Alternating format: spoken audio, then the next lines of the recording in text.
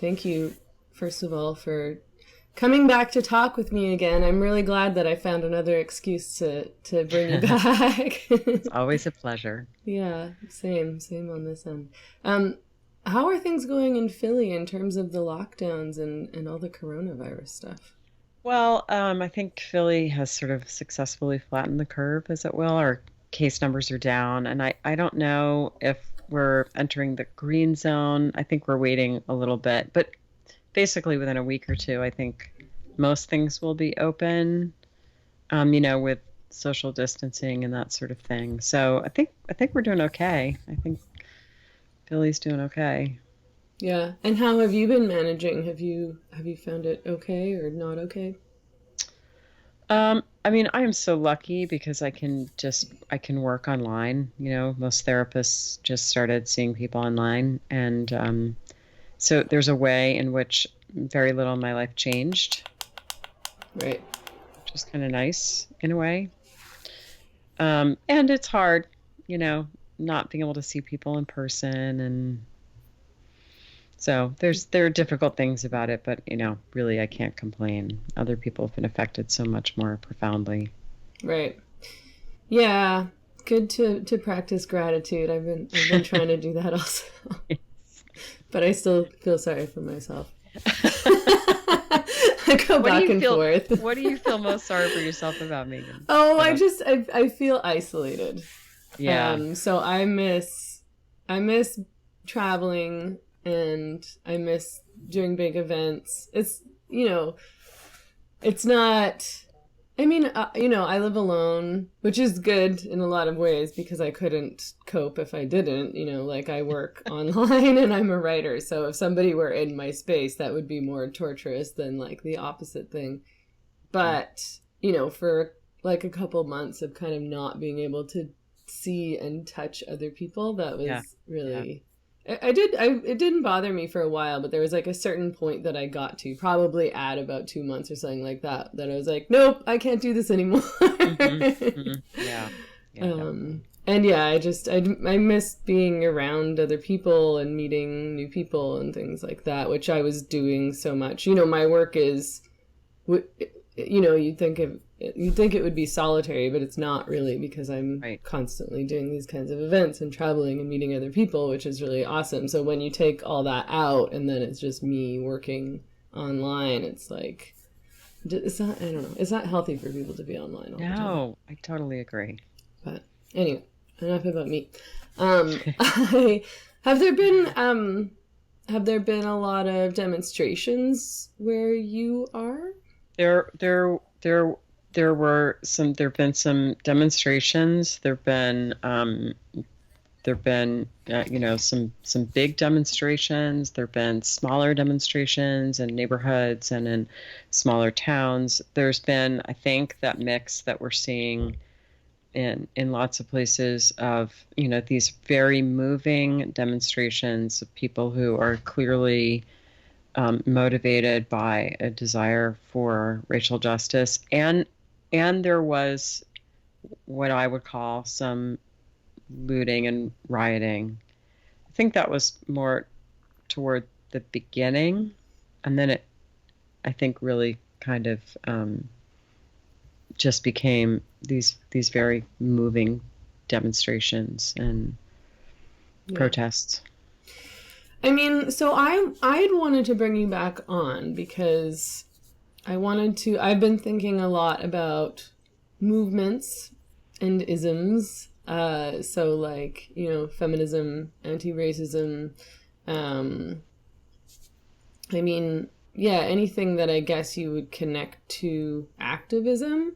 Um, because I've, over the past while felt troubled by, I guess, what people are doing in the name of activism, and I've been really questioning whether much of that activism is actually productive or counterproductive.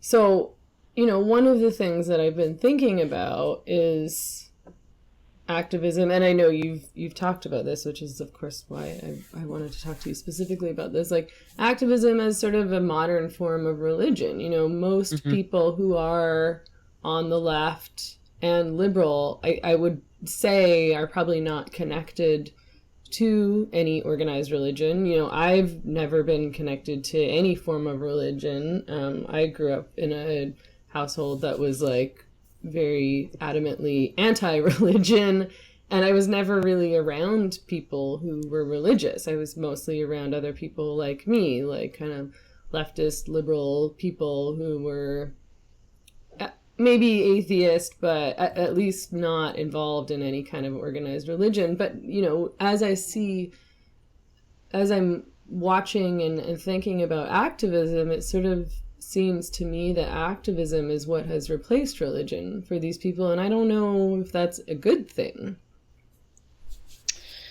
Well, I think that it likely is not a good thing. And by the way, I don't think that activism is the only thing that's replaced religion. I think that, I mean, you know, you can worship lots of things. You can worship anything. And some people in our culture worship progress. And some people worship technology. And a lot of people worship money. And, you know, it's kind of what is the center of gravity of your value system. And I think the thing about activism as a replacement is that it looks at first glance like such a positive thing. I mean, if you're going to make anti-racism, for example, the center of gravity of your value system and your moral life, that's how, who can argue with that? You know, I mean, that's a great cause.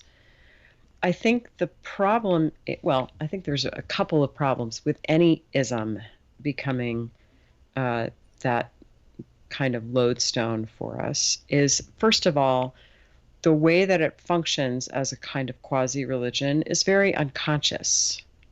We're not really aware that we're freighting it with that much energy. That just kind of happens in the psyche unconsciously.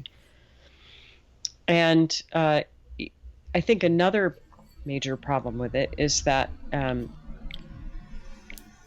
major world religions or philosophical systems have been hammered out over millennia, most of them, so that they have rich traditions, and some of their excesses have been expunged, and they've been kind of knitted into the culture.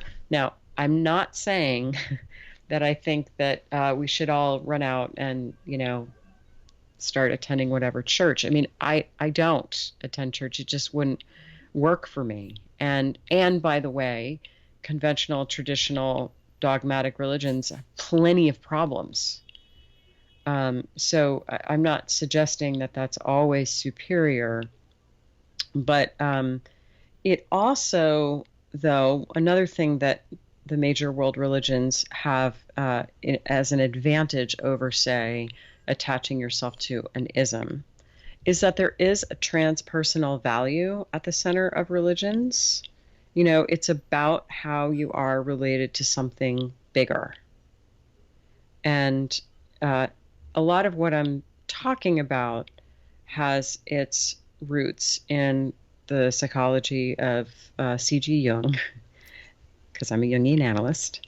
And he talked about this, what he called the religious function of the psyche. He basically said that we have an instinct, and it's as powerful as any instinct, to understand where we are in the cosmos and how we're related to something larger.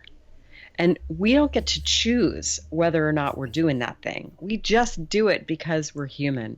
We are meaning-making and meaning-seeking creatures. And we're going to make meaning somehow or other, whether or not we do that by reading the Bible or reading Twitter. We are going to make meaning. And I guess I would just advocate that it's good to try to be conscious of how we're making meaning. Right. I mean, yeah, it does seem to me that a lot of people, I mean, part of my issue with activism today is that what I see online from my circles, from other people in Vancouver, what I'm witnessing in the media is that a lot of people start engaging in activism without really understanding what it is that they're fighting or fighting for. So it does seem to me that people are seeking meaning and purpose, and so they find activism because they're like, this is a cause I can get behind. I also think that racism is bad.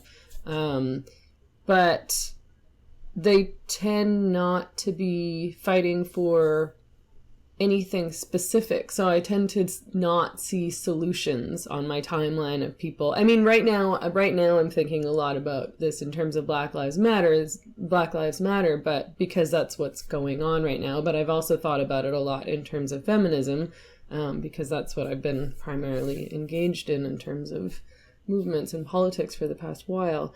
But yeah, it seems sometimes like people are wanting to feel purposeful and productive, and they're doing something good in the world without really actually the doing part. Mm-hmm. Yeah, I know what you mean. And some of that might be mediated by social media because it's so easy to decry what other people are doing wrong and to gin up this outrage, moral outrage. Social media is just so perfect for that. And then so we can all get outraged about something that's going on. But, the problem is the solutions to any of these problems, whether it's feminism or climate change or racism or any of these things, the solutions are often difficult, unexciting, messy. They often involve compromise. They involve a lot of hard work. They involve really rolling up your sleeves and digging in and understanding the nuance in the positions. For example, climate change is an issue that I care about, and it's very easy to get on social media and get very angry about the fossil fuel industry, which is a totally appropriate, legitimate thing to get angry about. But the solutions look a lot less exciting. On an individual level, even, sort of working in a bipartisan way, supporting bipartisan climate action with a letter to the editor or even getting behind nuclear. I mean, that's a controversial thing to say, but that could well be part of the solution. And that's what I mean about the nuclear thing is actually a really good point, because, if you're a sort of lefty environmentalist type, which I think of myself as being, like, the thought that you would get behind nuclear energy is like, God, no. But the truth is that when you really look at the data, that is likely part of at least the short-term solution. So for me to be sincere about wanting to slow climate change, I kind of have to say, yeah, maybe nuclear is something I got to get used to, right? So that's a compromise. It doesn't feel good.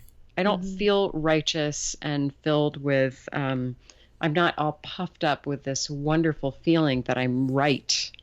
I'm like, oh, that's depressing. Nuclear energy, really? Okay.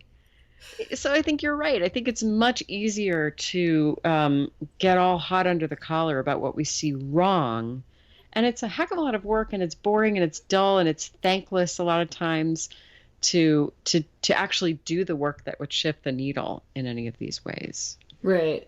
And there's also the fact that in terms of policy, it's often very location specific. So there's not actually one big blanket change that we could make in North America, or even just America or Canada or wherever you are, which is sort of what these mass movements present. I see people in Vancouver, where I live, going to Black Lives Matter protests, and I'm sort of like, the situation in Canada is much different than the situation in the US, but even when you look at solutions in the US, it differs state to state. And there's, really specific changes that could be made in terms of addressing police brutality and police accountability, but it's not one there's not one big obvious problem, but that's what people want. They want there to be one big clear problem, and if we just stop that problem, then we fix things. Right. And so maybe what we could say then is part of the problem with replacing a religious sensibility with activism is that there is really a tendency to want to look for very simple problems and then hope that they have a simple solution. So there can be a tendency to black and white thinking. Mm-hmm. That, for example, ACAB, all cops are bad. How can that possibly be true? How can that possibly be true? I mean, isn't our starting point in anti-racism to say that we're going to consider people as individuals rather than judge them, as members of a group, right? I think that's a starting point, or it should be. Not to apply stereotypes to large swaths of people. Of course. So, and I understand, that that's kind of a slogan, but it does really show our tendency when we're all filled with this righteous energy to flatten things and oversimplify them. Right. Yeah. So that black versus white, good versus bad, and I don't mean black versus white in terms of race. I mean in terms of thinking. Yes. And this is right and this is wrong, and these people are bad and these people are good, and this position is bad or wrong and this position is right and good. And yeah, I mean, obviously to me that kind of thinking doesn't bring us to solutions. And especially, I mean, what you mentioned earlier in terms of the climate change example, I thought was really good, because we on the left and in feminism have this big debate around allying with the right, which is what it's called, but in action that's not really what's happening. I mean, I don't know very many people who in feminism who are switching their political positions to right-wing positions and joining the Republican Party or something like that, which to me would be that would be allying with the right. You're joining and supporting and advocating for and with a right-wing party or for right-wing political positions and policy positions. What is actually happening is that people are trying to bridge the divide and work with people who want to work with them to affect some particular form of change, legislative or policy change. So, right. In most ways, I think it's less ideological than it is about, specific issues and specific changes. And when you want to make change, you have to, and you should be working with whoever you can to make that change. So it's, you can attach yourself to ideology and say, like, I'm not speaking to or associating with anybody who's on the wrong side of the political spectrum, or you can try to find and work towards solutions with people. Well, I mean, I think, in politics, we call that coalition building, right? And it used to happen all the time in DC, that you would form alliances with people that shared your interests, even if they weren't ideologically in the same place. And we used to feel very comfortable with that idea. But I think as a culture, we're less comfortable with that now. And that's part of the reason why Washington is just not working very well. Is because we're not able to do that. I mean, this tendency of black and white thinking, so that this person is bad, I'm good, this is the truth, this is not the truth, I don't want to say that there aren't truths. Of course there are truths. Like in my work, I'm always sort of trying to find the truth. Yes, but, of course. Whatever I think or what I believe is the truth, and if somebody, those who disagree with me just don't understand or don't know the truth. Do you think that's a natural human tendency to create these kind of black and white divides? Or is that Yes. something cultural? No, I think that's human nature in action. I really do. Let me see if I can say more about that. I mean, I'm thinking about Jonathan Haidt's work with his book, The Righteous Mind, where he really talks about the foundations of moral reasoning, and he mentions purity as one of the foundations of moral reasoning. And you know there can be kind of right-wing purity and there can be left-wing purity. And I think that some of this, I'm not going to talk to that person because they don't believe 100% what I believe, is driven by kind of an unconscious innate desire for purity. Mm-hmm. I mean, I think that's partly why a lot of these isms wind up becoming uh, a lot of the people attacking each other are, it's not this group over here attacking this group over here. I mean, sometimes it is, but then there's a lot of this person attacking this person because there's this much difference between what they think. Right. You know, so you see you know, a lot of what was happening a few weeks ago in Black Lives Matter was a lot of white people calling other white people out because they didn't post the right image on social media. Yeah. You know, so it's less about, to go back to your point about solutions, it's less about, hey, we've got a common goal here. We'd really like for there to be less racism. What are some measurable, objectively measurable things that we can do to do that? And then we can all work together, even if we're not 100% on the same page, and more about sniffing out moral impurity among other people. It's like, oh, you didn't post the thing on your Instagram page, so I need to you know, call you out because you're not helping to dismantle white supremacy, you know. And so it winds up being performative rather than practical. Mm-hmm. And it winds up being more about the visuals rather than the kind of getting done. And it winds up being a lot about who is the purist, who is the most anti-racist person, rather than, can we form a coalition because we all basically agree that we want to go in this direction. Mm-hmm. Yeah, and it ends up being a lot of fighting people who kind of basically already agree with you. You know, I see a lot of like hysterics on my, you know, Instagram timeline and people's stories and things like that of people who are irate about racism and lecturing and lecturing and lecturing. And I'm just like, who are you lecturing? Like, nobody in your timeline is disagreeing with you. You know, you're posting these things about Black Lives Matter, this black square, whatever else, and nobody's arguing with you. There's nobody showing up and being like, actually, like, racism is legitimate, or like, why are you posting this black, like, nobody's challenging you. So who are you even fighting, and who are you educating? Like, you're still working within your tiny little bubble.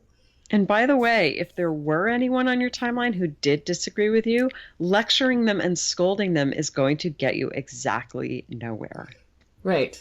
Yes. That's the other point, is that the way that people go about supposedly educating people is, I think, like, I mean, and you can speak to this a bit more, the least productive way of actually educating people or changing their minds. And, you know, when we say educating people, like, it tends not to actually be very educational. Like, it tends not to be about providing useful information, but about, like, this is my opinion. For ideological conformity. Yeah, like, agree with me. That's what it's like. This is, you know, you need to educate yourself, which is like, you need to figure out how to agree with me, and you need to learn that I'm right.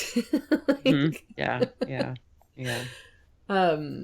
Yeah, it's like, so what do you think that's about? Why do you think that people are so, you know, that announcing educate yourself, or I'm trying to educate, but without actually educating people? I mean, I wonder if people even realize that what they're doing is actually not very educational or not very useful in terms of changing people's minds.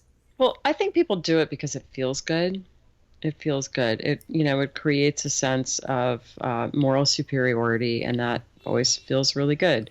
Um, how I understand this through a Jungian psychological lens is that what we're doing when we write these social media posts where we're kind of scolding others because they're not dismantling white supremacy fast enough or something, is that we are differentiating ourselves from everyone else. We're saying that we're better than these other people, and in effect, we are trying to take responsibility for our own, let's say in this case, racism.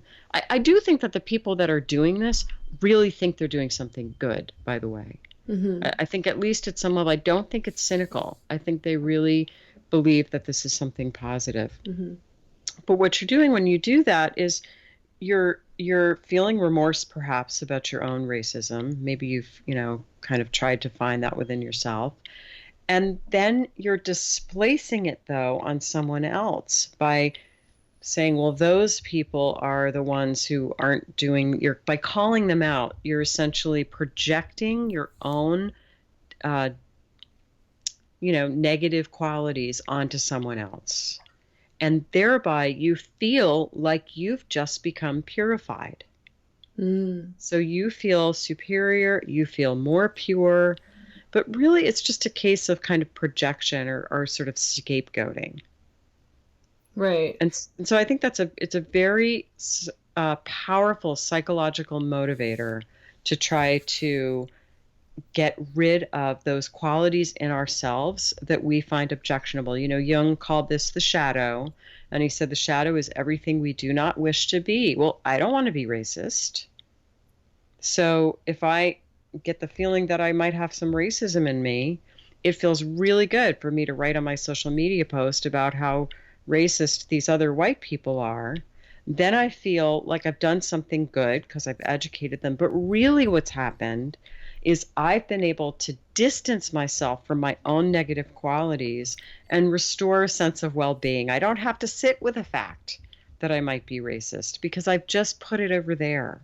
Right. So it's a psychological defense against these qualities in ourselves that we don't want to know about.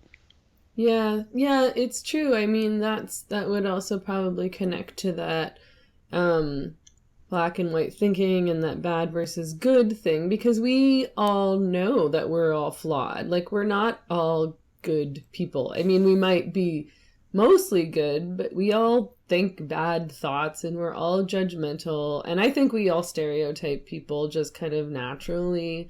Of course we do. Yeah, and so we know that we're all guilty. Like, we know that we're not all virtuous.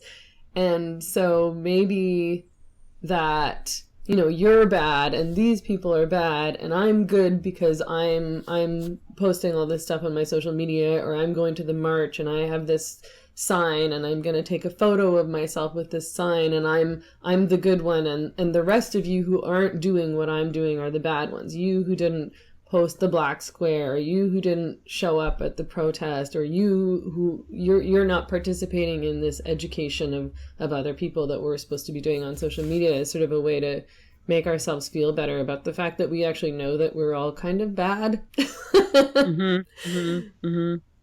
Yeah, what it makes me think of is the Puritan settlers in the United States. Their religion said that some of you are saved. This idea about predestination, right? Some of you are saved. You don't know it yet. There's nothing that you could do that would make you go to hell because you've been predestined to be saved. Okay, but you don't know who you are. It could be you, but it might not be you. Oh. But because you don't know, you still have to try to do everything you possibly can to be as pure as possible. I mean, they were literally called the Puritans, and it creates a psychological double bind. Because it's possible, Meghan, that no matter what you do, no matter how virtuous you are, you're still going to hell because you weren't predestined. Damn. And some of the kind of white fragility stuff starts to feel a little bit like that to me. Like, you're racist and you're fragile no matter what you do, no matter how hard you try. Right. to be anti-racist. You're still racist. And it creates this environment, I think, of kind of hysteria, where you're so motivated to try to prove to yourself and everyone else how pure you are. I don't think it's a coincidence at all that the crucible took place in that environment, and that is so much what we're seeing on social media. I saw Meghan Murphy liking a turfy tweet on on Twitter, except not anymore because you got kicked off. It's like oh, who followed Magdalene Burns? Yeah. I mean, it's the same thing. It's like we have to kind of scan the horizon for who might be bringing evil in. And we can't really save ourselves. And in this, I mean, I think in this circumstance, like the white fragility stuff, the Robin DiAngelo approach or whatever, it's like, well, you're white, so you're kind of always bad no matter what you do. That's right. That's right. You can't scrub yourself clean. You can't scrub yourself clean. You just have to, sort of,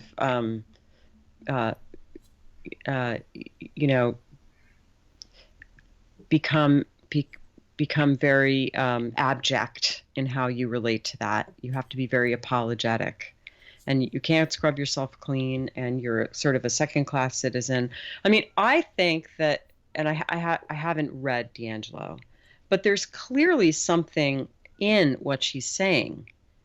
I do think that probably all white people are racist. I mean, we're probably all racist because, as you said a minute ago, it is sort of a natural human thing to stereotype. Mm-hmm. Plus, we live in a racist society. So how can we not be? And I think it certainly is critical to try to think about that.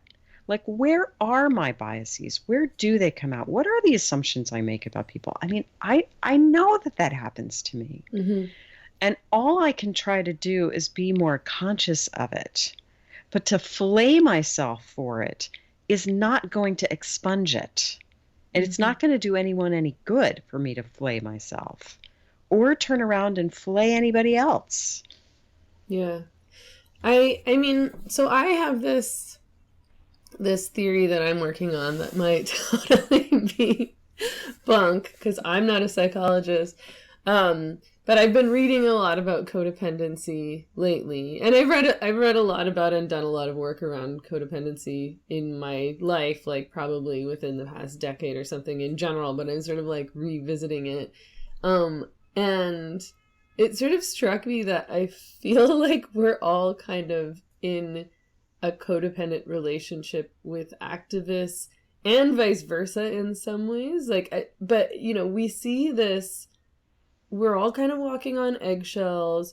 We're all sort of afraid that the other shoe is going to drop. We're sort of like in this heightened state of anxiety all the time that's dependent on other people's behavior and other people's reactions and other people's emotions.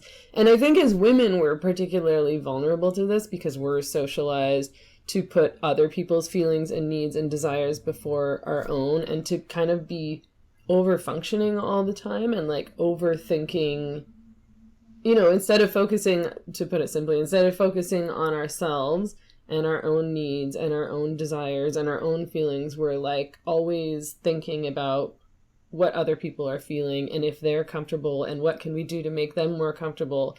And so we're doing that on a personal level, within groups of friends, with our partners, maybe with our families or whatever, but I feel like we're also doing that in this broader sense in terms of activism, and it seems, partly because of cancel culture, like we know if we're honest about what we're thinking, if we're forthright about our real opinions, or even if we're just asking questions because we're thinking critically, that this could kind of trigger somebody else, which could in turn harm us. Anyways, this is what I'm thinking about, and I wonder if you think there's any kind of legitimacy to that at all.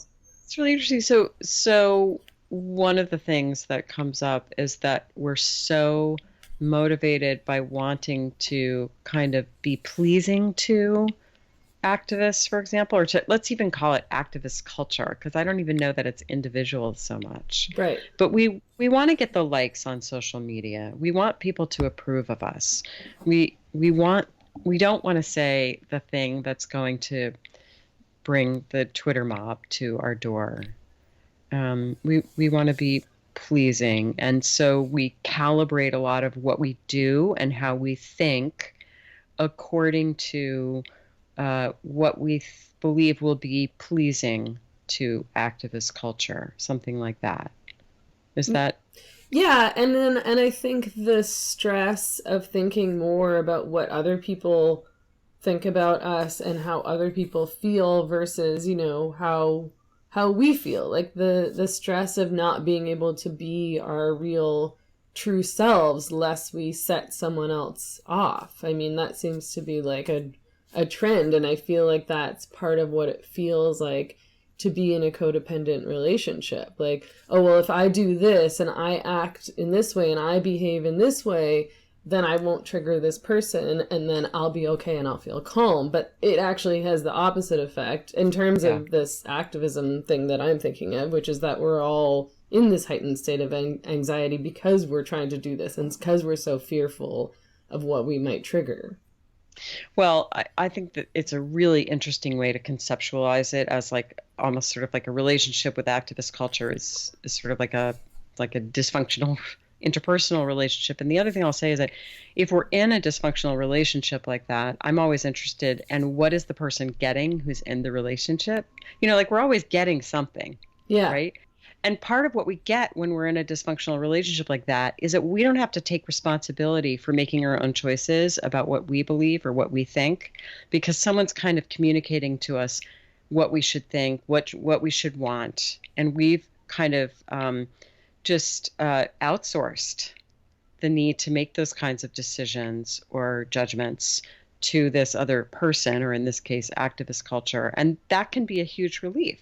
And I think you could be onto something, because I think there are many people that don't want to have to parse some of these, going back to what we were talking about earlier, these difficult, messy, complicated questions of, is nuclear power really okay as a partial answer to climate change, or at least, helping us get there. That's difficult. That's messy. We would just rather be taught, given the slogan, here's what you have to say, here's what you have to think. And then it feels like it's going to be very easy to get it right, because we'll just do what we are told to do. We'll think what we're told to think. And then everyone will give us likes or little hearts or whatever on social media. But like you're saying, that's actually not what happens, because our kind of activist overlords can just switch it up, right? Mm-hmm. It doesn't, it's always a moving target with this kind of thing, because of the need to prove, because everyone's jockeying to prove their purity. So it's a moving target. It just keeps on moving. Mm-hmm. Yeah, I think that's really a good point, because it is like, if you outsource your opinions or activism or political beliefs to somebody else, so if you're like, okay, well, this person says I should think this, or I should have this opinion, or I should post this, then I'm just going to do that and I'm safe. And the risk is actually in critical thinking, because if you start questioning those mantras, you start thinking critically about this activism or about proposed solutions, you do risk getting in trouble. Because if you were to say, oh, okay, well, like I actually don't know if this mantra makes sense to me, or I don't know if this solution is the most practical solution. I don't know if this is going to achieve what we're trying to achieve. Maybe there's a better option. And that's when we get in trouble. Like, if anybody starts questioning the narrative that you're not supposed to question, that's when they get canceled, essentially. Whether it's questioning gender identity ideology or anti-racism activism or even feminist mantras like believe women. You can really get yourself in hot water. So it is easier to just be like, oh no, it's them, it's not me. I'm not thinking anything. I'm just taking this and like putting it here in front of my face to protect myself. And I think your analogy to it being like a dysfunctional relationship or a codependent relationship, it works in another way too, which is the power of the cancel culture mob really doesn't work if you communicate that you don't give a fuck. Yeah. It only works on people who are trying to ingratiate themselves. So if you're in a relationship with this kind of abusive person, then he or she, whatever, has a lot of power over you. But if you're like, I don't care, then, because in general, the mob doesn't come after people who just speak up and stand their ground, or they come after people. Obviously, you've had your share of that. And I'm also thinking of J.K. Rowling, and boy, have they come after her. But if you speak up and you stand your ground, you generally fare okay. Yeah. When you do you do lose them. Like I've found that a lot of the people who would come after me have sort of almost given up, or at least they don't do it directly to me anymore because they know that it won't work because I don't do the groveling thing that you're supposed to do. That's it. If you don't grovel, they leave you alone. I remember in 2016 when I had first realized what was going on with gender identity ideology, and I was reading about it and I was concerned about it. And I wasn't sure if I was going to speak up. I felt like I should, but I wasn't sure what that would entail. And I got a chance to speak to Rebecca Riley Cooper. And I asked her, because she had already put some videos and stuff out, and I asked her, what is it like being out? And she said, oh, it's not a problem. She said, when you first do it, everyone comes after you, but when they see that they can't change your mind, they give up on you and they leave you alone. Yeah. And I thought, oh yeah, I get that. And I think that is the key. Yeah. Yeah. And and in terms of, like what they say that you're supposed to do if you're in a codependent relationship, a dysfunctional relationship, is detach. So it's like, stop caring, like step back, stop worrying about what this person thinks, stop worrying about how they're going to react, just like detach yourself from that. And I think that it's similar in terms of this cancel culture thing, in terms of politics and activism, that like you have to stop worrying about it. Like if you're gonna tell the truth and you're gonna think critically, you have to stop worrying about what people are gonna say and think to you and how they're gonna react and what all these other people are gonna do. You have to just be like, well, they're gonna do what they're gonna do. I can't do anything about it. Well, also this really explains the dynamic of where, you would see someone say something that someone jumped on for being transphobic, right? And then the organization would issue a tweet a few hours later saying, we're so sorry, we're trying to learn, we'll try to do better. And it would just create more of a pile on. Yes. And it's like, as soon as you apologize, they smell the blood in the water, and they all come swimming. Whereas if you don't back down, you are signaling that you're impervious. And there's just not that much energy around it. Yeah, totally. I saw something like, that happens all the time, but I noticed that the Seattle Public Library was given some kind of award for, I should have looked this up before the conversation. They were given an award for like their work around diversity and anti-racism. And I'm just going to look this up quickly on my phone so that I don't get it wrong. Well, I'll just say while you're doing that, it's like those organizations that would, or those individuals who would apologize and they get more of a pile on, it's like nothing is ever enough at that point. You can't, no matter how groveling the statement you issue, or they just keep on coming after you. Yeah. And it's almost just so easy to just say, I'm not apologizing, I'm not taking the tweet down, I'm sorry. And I'm so frustrated when I see people apologizing, because I want to say, and I have said this to people, it's like, just don't apologize. It's not going to help you. I mean, if you're genuinely really sorry, that if you feel that you made a mistake and you actually don't agree with whatever it is that you said, and you're like, oh, I really regret saying that. That's not what I meant. Of course. But like, otherwise, it's like, no, that's just, yeah, they smell blood. Like, it's like, okay, this is going to make it worse. And now we're going to go at you even harder, and you're going to have to keep apologizing, and you're never going to be able to redeem yourself. So the Seattle Public Library was named 2020 Library of the Year by the, what is this? The Library Journal. And a bunch of activists got mad about this because the Seattle Public Library was the library that hosted an event sponsored by Wolf that I spoke at in February about women's rights and gender identity ideology. So these activists went after the Library Journal for giving the Seattle Public Library this award because they were like, they hosted this hate group. Of course, Wolf isn't a hate group, and I'm also not a hate group.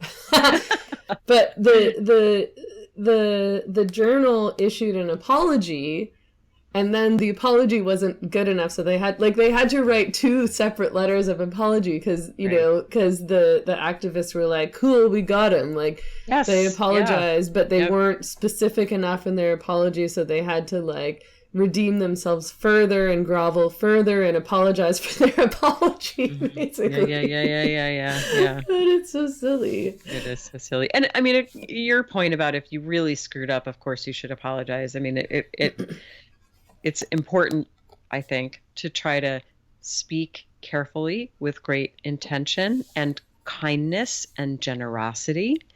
Yeah. And don't say anything you can't stand behind. Don't say anything cruel or take cheap shots. Just speak your truth with a clear, strong voice, and then don't back down. Yeah.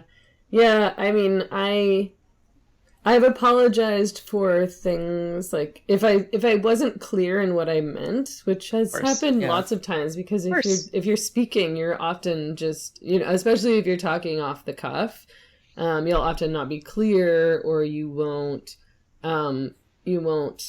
effectively describe the entire situation. You'll leave things out. So I'll be like, sorry, yeah, like I didn't explain that situation very well. This isn't my entire opinion on this matter. I don't know everything about this, but at the same time, I usually will stand by what I said. I'll just want to have elaborated, or I'll want to correct a mistake. I've definitely said that I've changed my mind about things and said, like, I regret in the past I would have maybe engaged in this behavior. Like, maybe in the past I did participate in, like, I definitely participated in purity politics, when I was younger.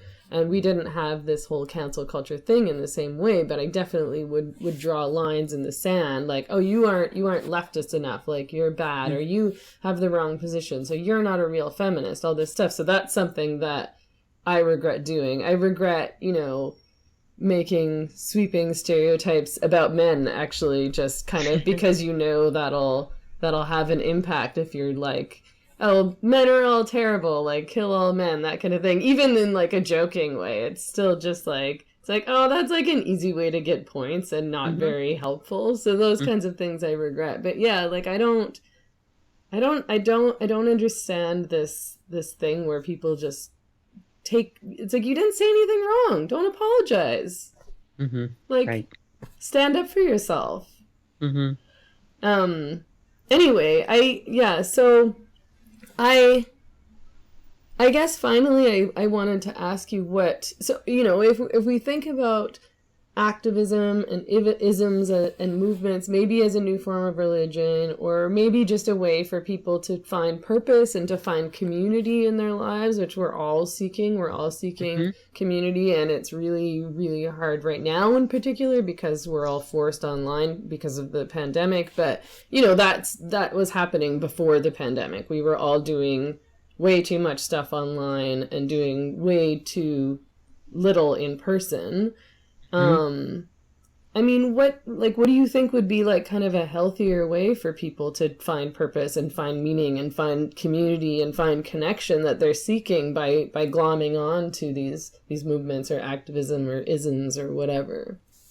Well, first of all, I think that working together toward a common cause is a very meaningful way of finding community and meaning. And so, joining arms with someone and really working towards a specific legislative initiatives that might bring about more racial justice Right. could be a really good thing. I also want to say that I'm always surprised by the difference that long form writings on the internet get versus tweets. So, and it's probably because the people that are actually reading the whole 6,000 word essay obviously took the time and weren't interested in just kind of scoring a quick point. But I believe that there is a real place we can really have nuanced conversations about things in long form. I mean, people say some really, really thoughtful things on blog posts or essays, and it might be that's should be the main way that we interact with ideas online, is by reading and responding more to long form pieces rather than individual tweets or Facebook posts. And we do need to be able to speak to one another and hash out difficult issues and talk about things and say things that are sometimes considered heretical, because that's how we arrive at solutions. And any of the problems that we've been talking about are complex ones, and they're going to need, I mean, if they were simple, we would have solved them already. So if it were just a question of chanting a slogan or making a tweet, if that could fix these problems, they would have been gone a long time ago. So we do need to be able to work together, and we need to be able to talk about these things. We need to be able to hash out these difficult issues. So I can't tell an individual how to go about finding meaning and purpose and community. There are lots of ways of doing that. But it tends to be very much a kind of individual job this day and age. We almost have to all find that for ourselves. Mm-hmm. And what I can say is that I think being conscious of our need for that and having an awareness of how we might be meeting that need, how maybe if we're feeling very puffed up with self-righteousness, we might wonder if what we're doing, what kind of psychological need is that meeting? And is there a way to approach the same thing, but to make room to have a wider, broader, deeper connection with the issue? Mm-hmm. Thanks so much. I mean, I don't know if there's anything else you wanted to add about these issues that you feel like we left out. I feel like we got somewhere good. Yeah, I mean, I think we all have reprehensible qualities in us, let's just say. Totally. We all have a shadow, and we can just do our own work about looking at that and being curious about that while we're trying to engage in this very human thing of making meaning. Yeah. I mean, yeah, I wish more people would just admit to that it's like we're all flawed. None of us are perfect. We all do bad things. We all think bad things. Can we all stop pretending that we're perfect people? It just makes us more vulnerable when we do that too. It makes us more vulnerable towards cancellation. Like, I feel like over the years I've tried pretty hard to be authentic in a way that is like revealing that it's like, I'm not a perfect person at all. Like, do not put me on any kind of pedestals. I think bad thoughts. I say mean things. Like, I'm judgmental. Like, I don't act like a, perfect feminist in my relationships by any means. Like, don't think of me that way. But a lot of people sort of feel like they are supposed to pretend to be perfect, and that if they admit to their failings, then they'll be attacked and torn down, and that'll make them vulnerable. But I think it makes you more vulnerable to pretend to be perfect. I absolutely agree with you. And then, right, so finding grace and generosity for ourselves and compassion for ourselves then we can turn toward others with grace and generosity and compassion, and maybe give each other the benefit of the doubt every once in a while. Yeah, totally. Thank you so much for talking to me again. It was really Thanks, great Meghan. to connect with you again. I always like talking to you. Have a great night.